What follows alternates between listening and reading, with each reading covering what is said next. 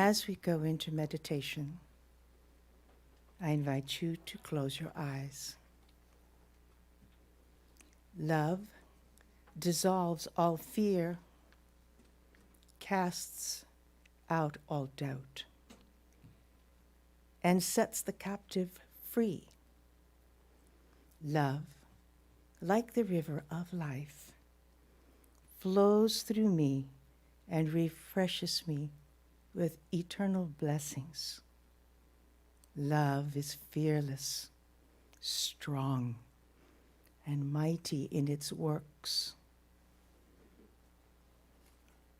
It can accomplish all things through the inner light of faith in the all-good, which fills my very being with a powerful presence. I invite you now to contemplate these words.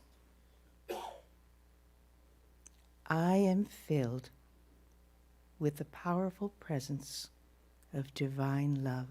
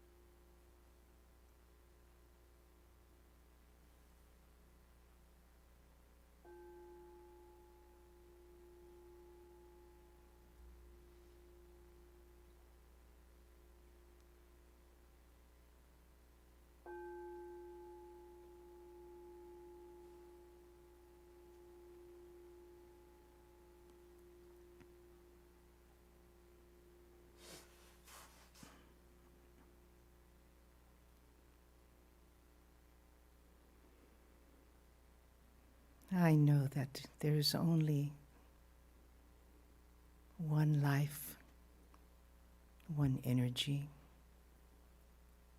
one beautiful power, one eternal cause. There is only God. By whatever name resonates through the universe, Divine Spirit, Creator,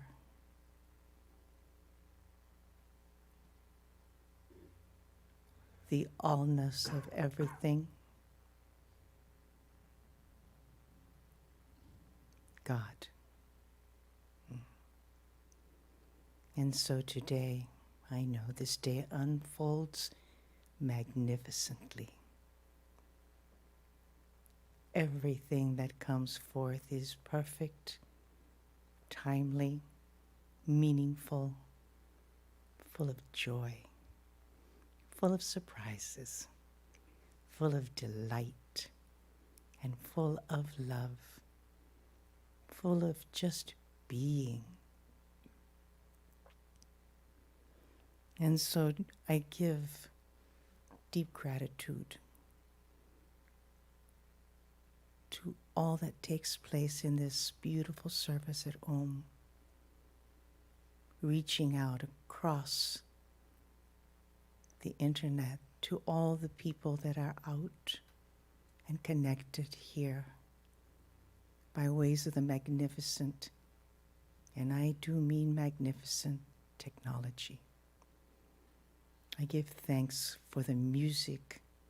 I give thanks for the words that are spoken by our exceptional speaker here today.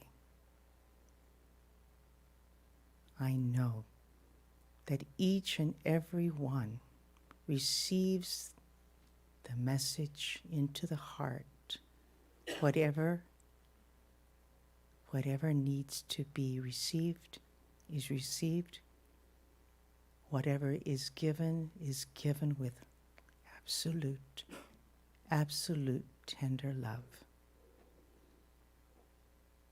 And so I know this day is grand and beautiful and marvelous and magnificent. It is a day to celebrate all that comes our way. And so it is. Yes. And now, I would like to invite everybody, look, let's welcome back Cahill and Delene. Thank you. Thank you, Sylvia. Thank you, Sylvia. Thank you. Well, we've entered the season of nonviolence, and we thought it would be appropriate to do a song by our good friend Carl Anthony, who, by the way, gave me this bracelet. Oh, from Thailand. Yeah. This is a song he wrote about Dr. Martin Luther King, and it's just a wonderful song. I love singing it, but also it's a good, just kind of reminder of our abilities as human beings to visualize a better world, a world that works for everyone. And this is called I Have a Dream.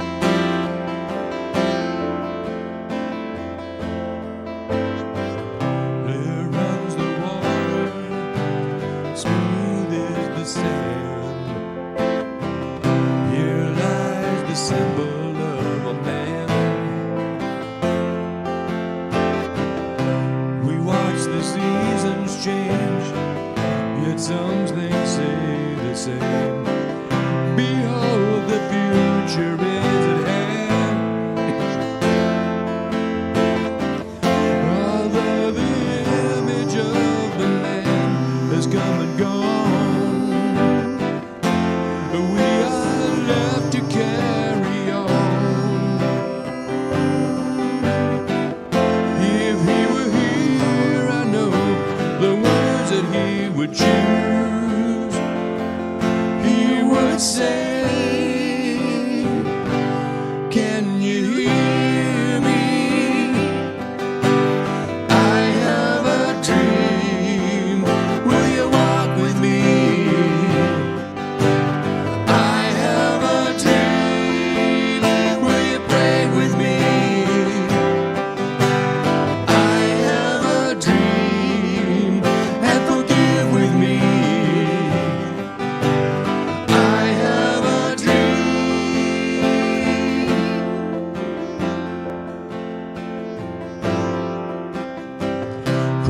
every ocean and within every land.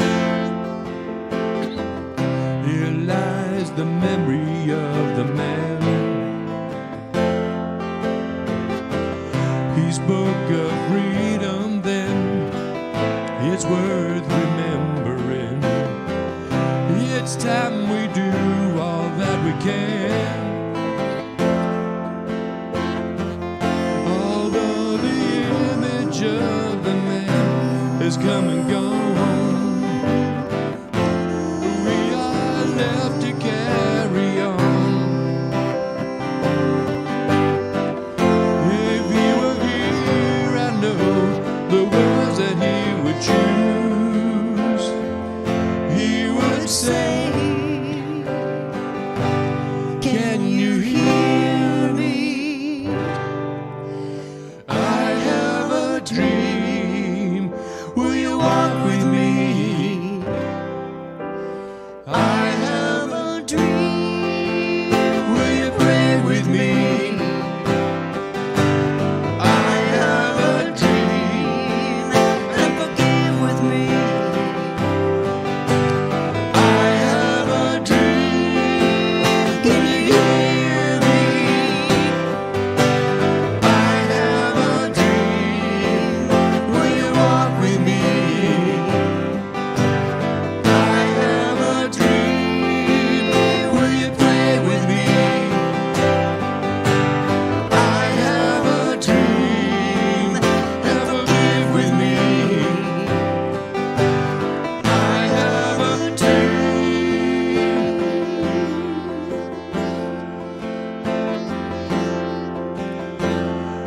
I have a dream.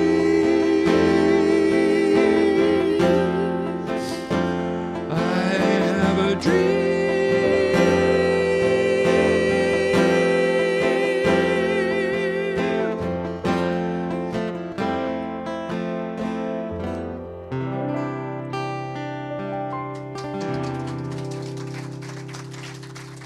Thank you.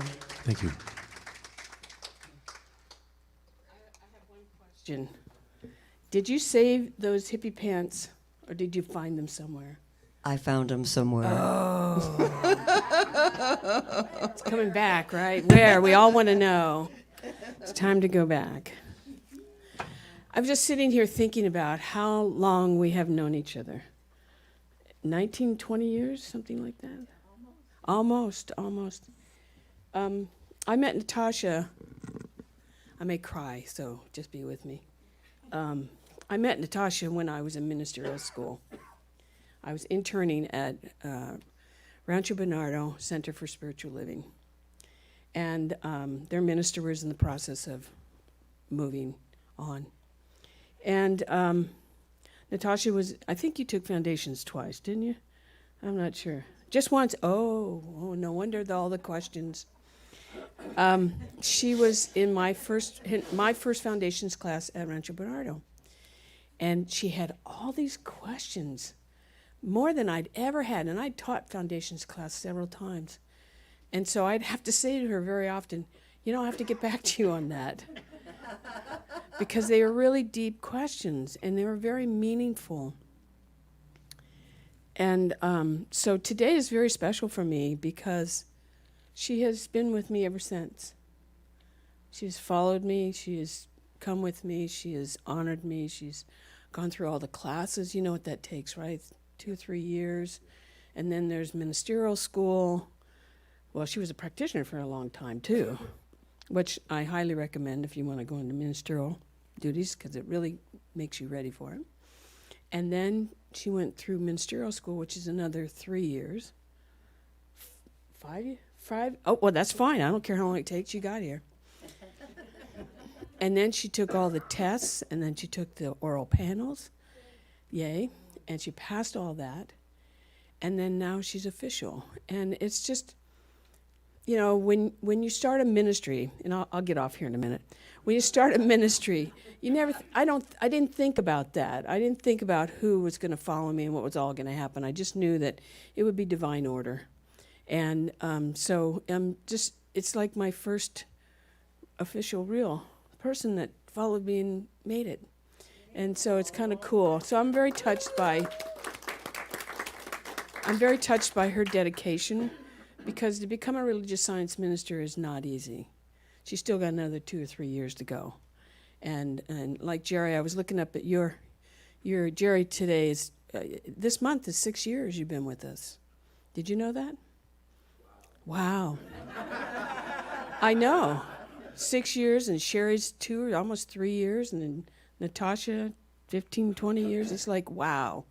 So there's a lot going on here, and I'm just so honored to introduce you to this really incredible person. Not only just, we've been through a lot together over time, and she's done the work, and she's a very good speaker, and I'm just so thrilled to have talented ministers with me, and for Natasha to have this as her day. And so I really want you to welcome her. She has very much earned this.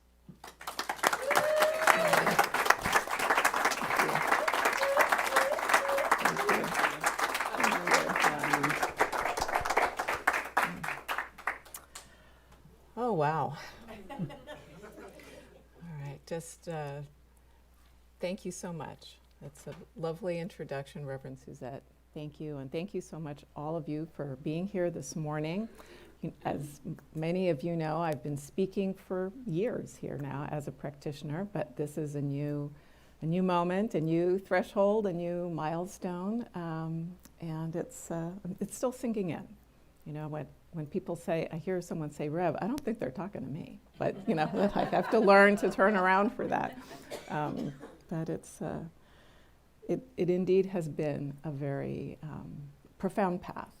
And today's topic, which we'll get into in a moment, actually really speaks to my own experience in traveling on this road. So I just want to begin again by giving thanks for the presence of all of you, the presence of Reverend Suzette, the presence of my husband, Wendell, who's been my biggest cheerleader, supporter, and put up with many nights of my doing homework and, being on his home, and all of my family. And I want to acknowledge, too, just for a moment, the people who aren't here, who I really miss, and our beloved Christina is someone who's been on my mind today. So. You also have some people online. And yes, let me acknowledge all of you too. I see a lot of our wonderful practitioners and members. I see Judy and Jody and Ingrid and Dee and Mary Brown and Gay. Hi, Dee. And all you other folks, thank you so much for joining us today on Zoom, and for everyone else who may join us later on Facebook and on YouTube. Welcome to this wonderful last Sunday of March 26th, 2023. The sun is shining. Is that not awesome today? Yay! I know. There's more rain to come this week, but today we can really appreciate the sunshine and also how green it is because we've had so much rain. So that's pretty wonderful too. So this year at Centers for Spiritual Living, we are talking about living out loud. Now, how many people grew up having people tell them, shh, be quiet? Me too. I would say that I grew up in a household where it was absolutely believed that children should be seen and not heard. Just a cultural value that was part of both of my parents' backgrounds, even though they came from very different cultures in that they were very much the same. And so it has, so that was something that I often struggled with as a kid, right? I, as Reverend Suzette mentioned before, I had a lot of questions. I wondered about a lot of things, but that was often seen as being a little too much, a little too inquisitive, a little too argumentative, a little too much feeling all the time. So I kind of started learning those lessons early, to be quiet, to hold it in. So as part of this theme this year of living out loud, this month we've been talking about cultivating authenticity. Now, authenticity is a powerful word, isn't it? It's a word that means being true to ourselves, cultivating, expressing who we really are. Has anybody wondered who they really are? Yeah, me too. Yeah, I'm still working on that, right? And I think, again, that kind of comes back often to our childhood experience, doesn't it? Because no one really asks us who we are, or no one asked me who I was when I was a kid, right? They were telling me who I was, right? And who I should be, right? How to be good, how to behave well, how to be kind, hopefully, how to be tidy, how to embody the things that in the 1960s girls and young women were expected to embody. And so, you know, as a young person, you draw your conclusions, don't you, about who you are from how people behave around you and what they tell you. And I can share that one of the things that I drew, the conclusions that I drew as a young person, was I didn't seem to fit in very well. I wasn't really enough or too much. Either way, not working out. Brené Brown offers us a definition of authenticity. She says, authenticity is the daily practice of letting go of who we think we're supposed to be and embracing who we are. Wow, that's a very powerful statement, isn't it? Letting go of who we think we're supposed to be and embracing who we are.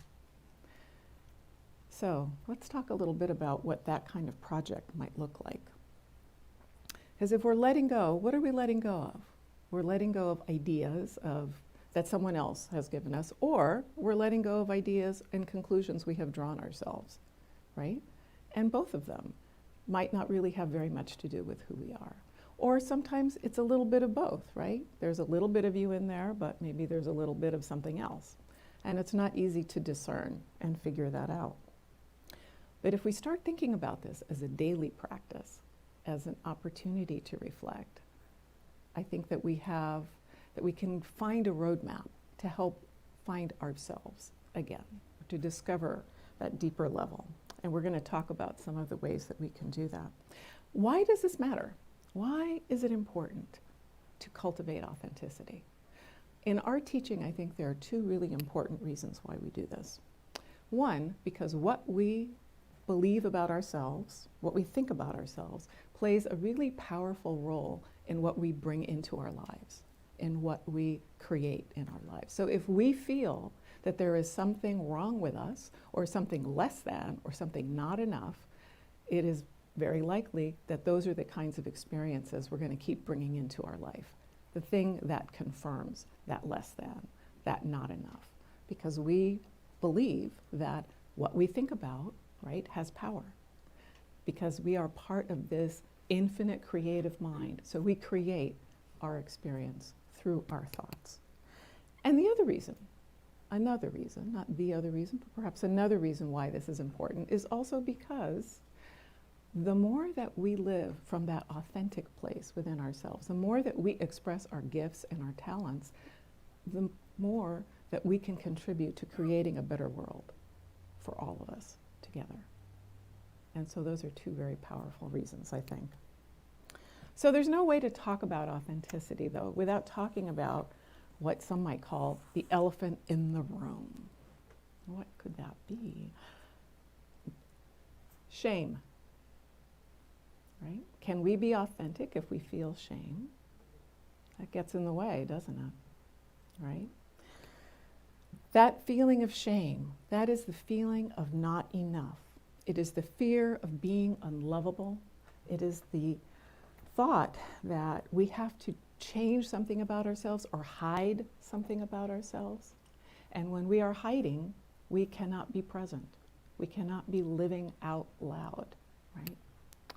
So it's really essential in order to be authentic for us to learn more about shame and what we think is shame, what we identify in ourselves as something to be ashamed about. So this is the really good thing. This is the great message of this morning.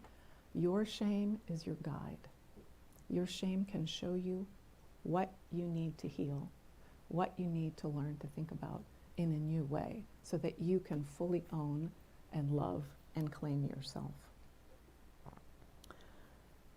And that is part of the way that we start to learn that what we need in living is not approval from other people, but ultimately our own approval. And perhaps not even thinking about it in terms of approval. The title of the talk is No Approval Needed, because we don't need other people to tell us what is good about ourselves. But that's part of our journey, is to learn that, isn't it? So, Martin, next slide, please. Thank you. So in Science of Mind, it is one of our primary principles that we are spiritual beings and we're made in the image and likeness of whatever we're going to call God. Spirit, source, divine mind, divine intelligence, the thing itself. We are individualizations of that one, expressions of that one. Carl Sagan famously said, we are made of star stuff, right? The cosmos is within us. And I always really loved that image for myself, right? When I close my eyes, that's the image that I see of myself. And I invite you to just take a moment and close your eyes and think of whatever image it is that embodies, that visualizes the divine for you. Whether it is stars, it is nature, it is the laughter of your children, the purr of your cat, the loving nudges of your dogs or other pets, anything that brings that sense of the divine, of love, of wholeness to you. Just take that in for a moment and connect to that. So we believe that God is the one life power and intelligence that is continuously expressing itself through us, through the seen and the unseen universe. And in the eternal past, right, Spirit chose to make us out of itself as a living being.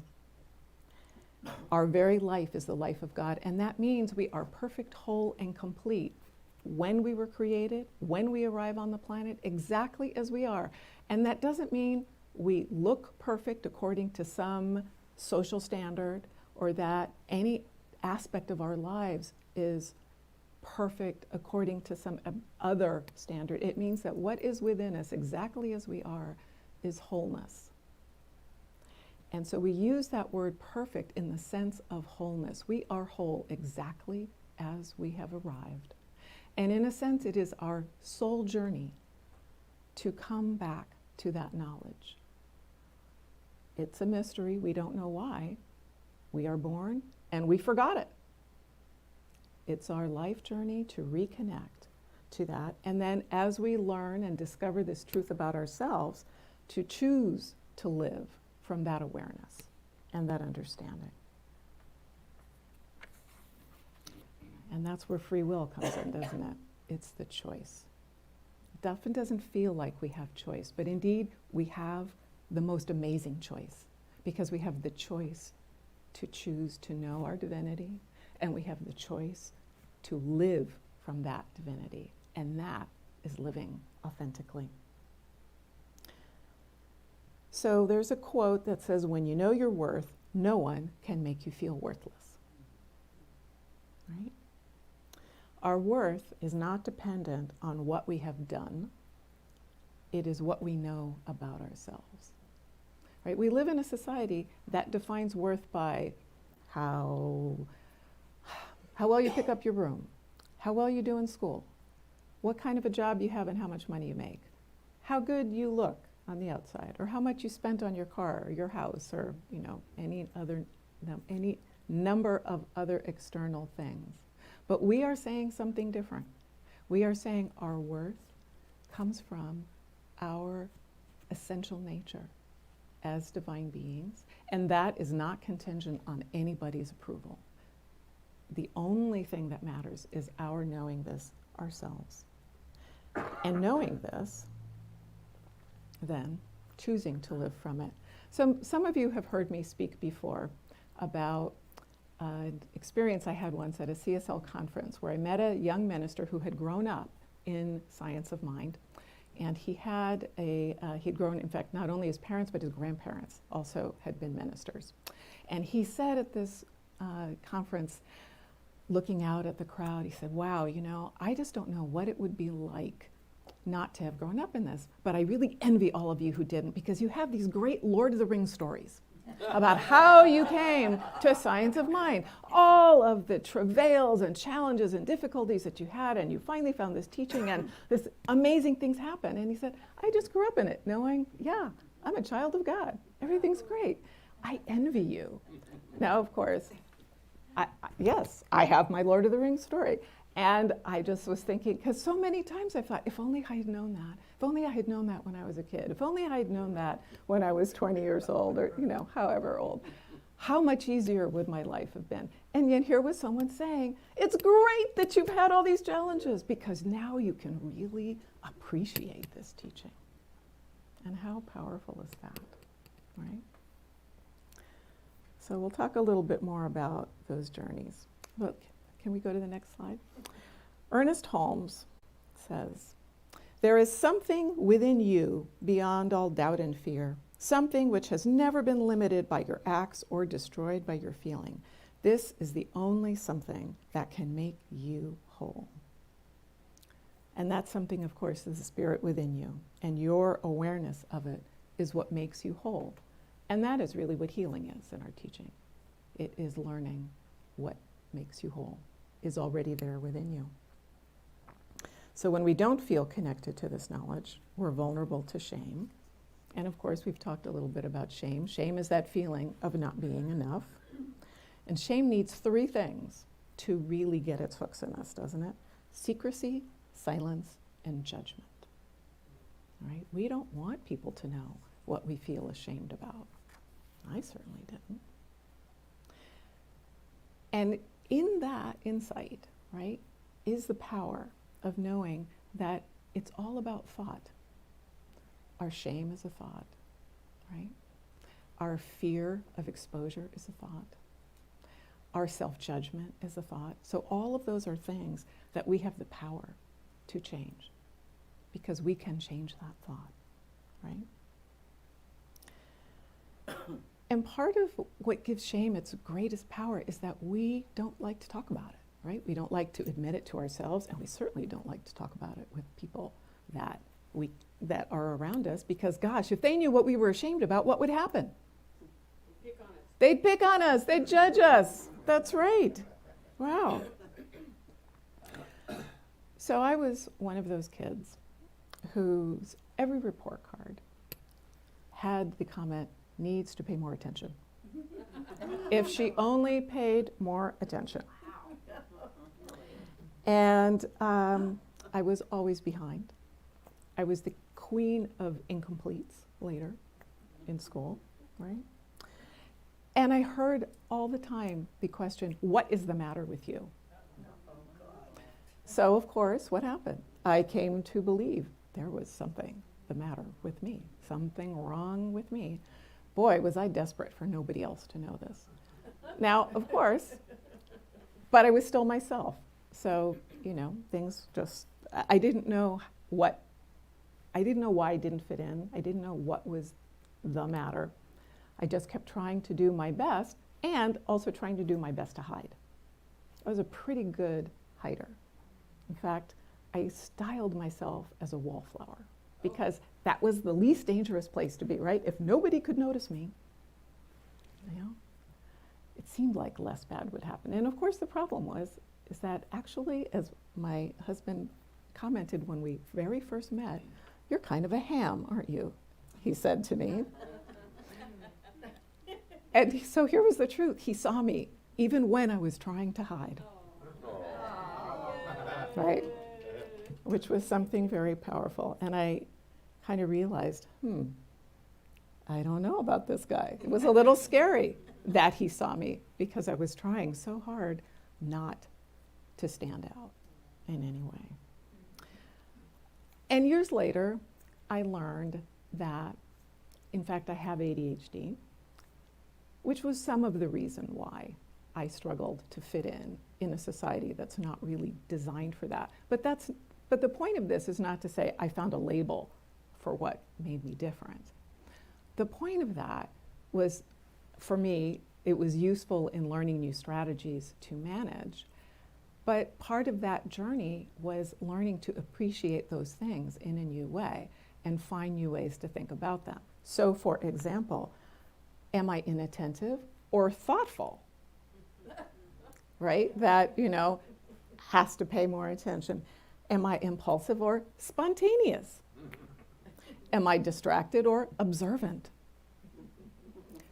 All of us have to navigate this for ourselves. But why I shared this was to say that for me, part of it was learning to see myself in a new way, to see those things that were inherent in me, indeed as perfect, as gifts that I might have to navigate in new ways, but were still absolutely part of my wholeness, right? So how do we bring light to this shadow? Can the next slide, please. Ernest Holmes, who, again, the founder of Science of Mind, said, you don't have to despise your personality or say, I hate this body, I'm a worm of the dust, I think you are surrendering to God. When you deny yourself, you deny God. All we have to say is, there is nothing in me but God. So just take a moment here and close your eyes and repeat to yourself, there is nothing in me but God.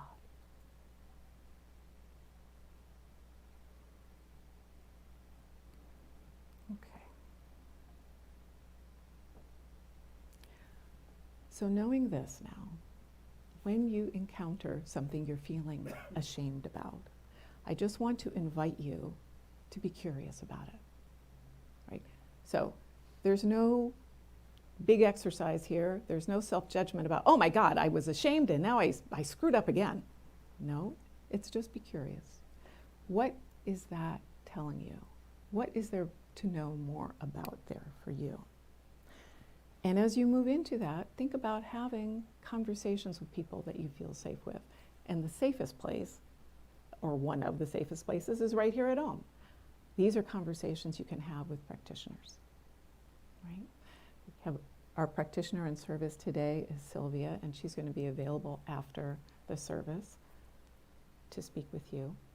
And we have other practitioners who are also available that you can contact through our website, and that includes Sophia and Jody and Candace and Mary.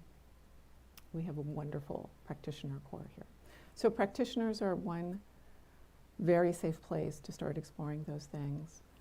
Your friends, your partners, your therapist, lots of places. But I invite you to be curious with yourself first and then to start having a conversation to open that up. So let that light in, because when we begin those conversations, when we choose to step out of secrecy, right, then we can begin to recover that sense of connection to the divine and that sense of authenticity, of living from it. Next slide, please. So Prem Prakash says, our stresses, anxieties, pains, and problems arise because we do not see the world, others, or even ourselves as worthy of love. We do not see ourselves as worthy of love. Ernest Holmes says we should stop condemning ourselves because it is the worst condemnation there is. And when we stop condemning ourselves, the condemnation of others will not reach us. It's a pretty powerful idea, isn't it? When we stop, then no one else can hurt us. Right? We are allowing people to hurt us by hurting ourselves. So I want to share an interesting story about value and how we see ourselves. A well-known speaker started a seminar by holding up a $20 bill. And he asked the audience, who would like this $20 bill? And hands started going up. And he said, I'm going to give it to one of you, but first I'm going to do this. And he crumpled it up. And he said, now, who wants it? Who still wants it? All the hands stayed up. He said, what if I do this? And he dropped it on the ground and he ground it down with his heel. All right. Do you still want it? Everybody's hands still up. He picked it up and he tore it a little bit. Do you still want it? Everybody's hands still up. The speaker said, I've just taught you a very important lesson. No matter what I did to this money, you still wanted it because it never lost its worth. It was still a $20 bill, right? There are so many times in life, aren't there, where we feel crumpled up, we feel ground down, even a little torn, and we don't feel our value anymore, do we? And yet, a piece of paper that someone has stamped with ink and a number, we still see as having value. What would it be like if we saw ourselves that way?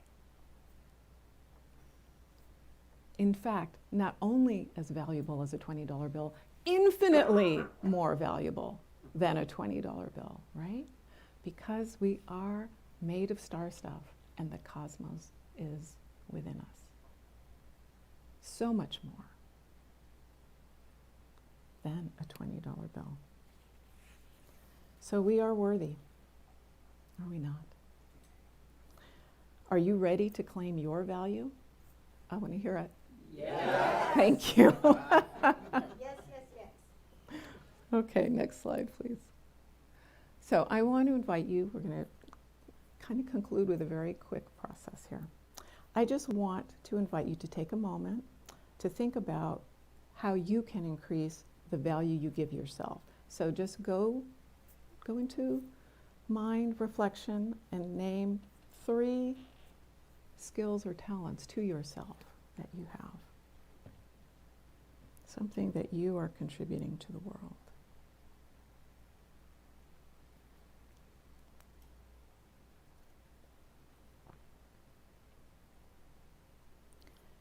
And if you're struggling getting to 3, just think of a few things that you're grateful for.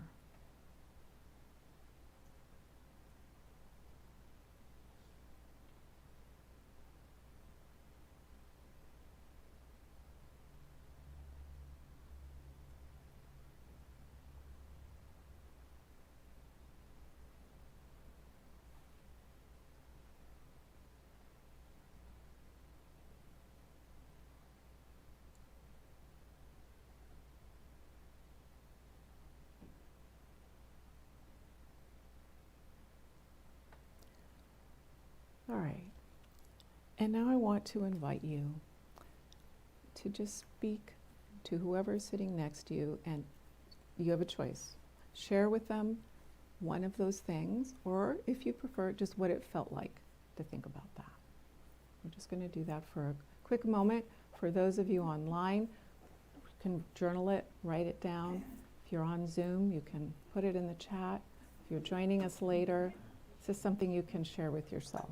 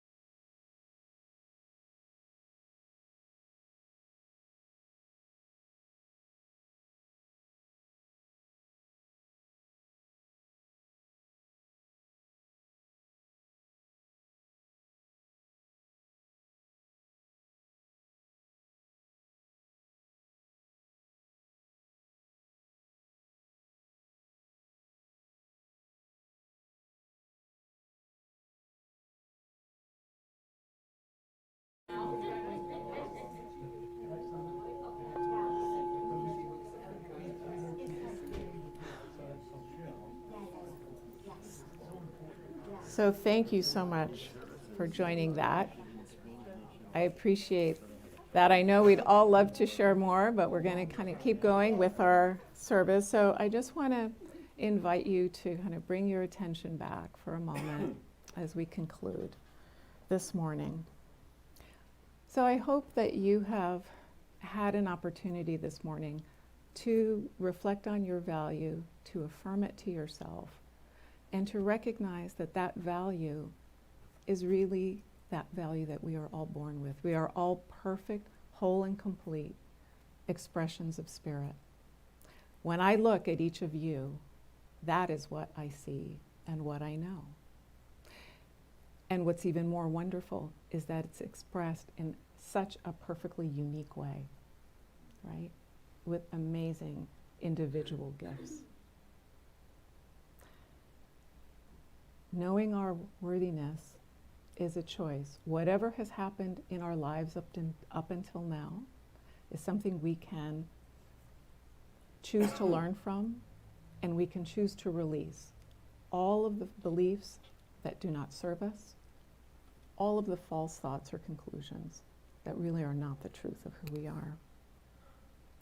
Embrace your gifts, embrace that love that is within you, that is the divine. And together, we can spread that light farther and farther.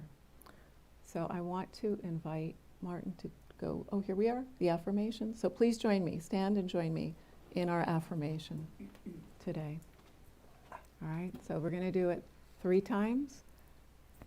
Okay, so we'll start quietly, we'll speak it, and then we will really claim it. So, I am worthy, I am enough, spirit is all I am. I am worthy, I am enough, spirit is all I am. I am worthy, I am enough, spirit is all I am. Thank you.